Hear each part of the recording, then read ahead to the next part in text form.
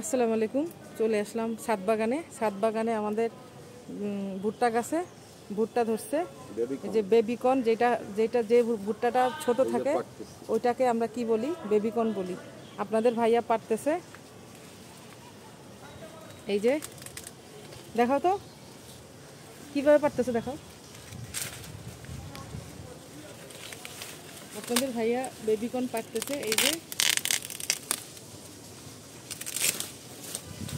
একটা পারছো না?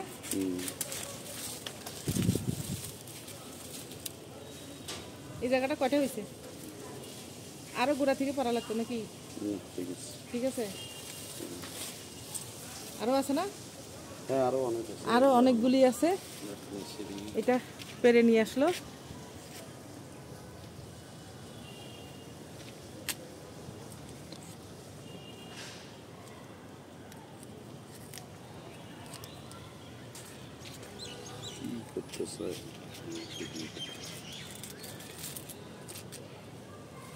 এটা কি সুন্দর হয়েছে, তাই না? ছিলতেছে, খাবে তো, খাওয়ার জন্য ছিলতেছে।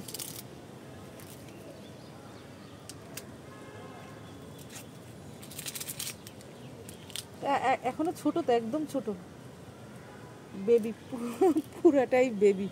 বেবিকর্ন এমনি নাম দিছে, পুরাটাই বেবি, একদম বাচ্চা। বেবিকর্ন তো ছোটই খেতে হয়। এটা কিন্তু বাজারে পাওয়া যায়। ওই যে স্যুপ করে না, ভেজিটেবল স্যুপ করে, থাই স্যুপ করে ওর মধ্যে কিন্তু কেটে কেটে দেখবেন পাতলা পাতলা করে এরকম ওই বেবিকর্নগুলি দেয়।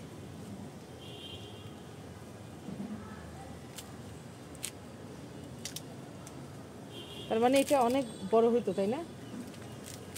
একদম আর একটু বড় করলে হইতো না? না একদম ছোট হয়ে গেছে।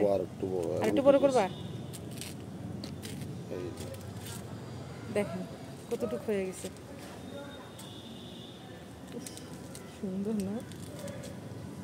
মাশাআল্লাহ মাশাআল্লাহ। এইটা কি কি একদম ঝালকের মতো, এটা কি? এই যে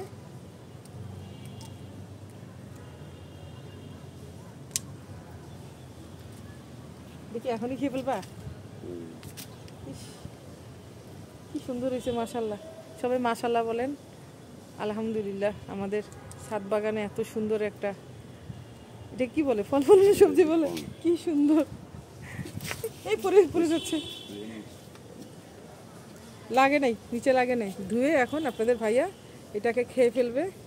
মানে আপনাদের ভাইয়ার যখনই এটা কোনো জিনিস চাষ করে, মানে এটা খাওয়ার উপযুক্ত হয়, উনি খাওয়ার জন্য অস্থির হয়ে যায়। মাশাআল্লাহ, এত সুন্দর একটা ফসল আমাদের ছাদ বাগানে আছে।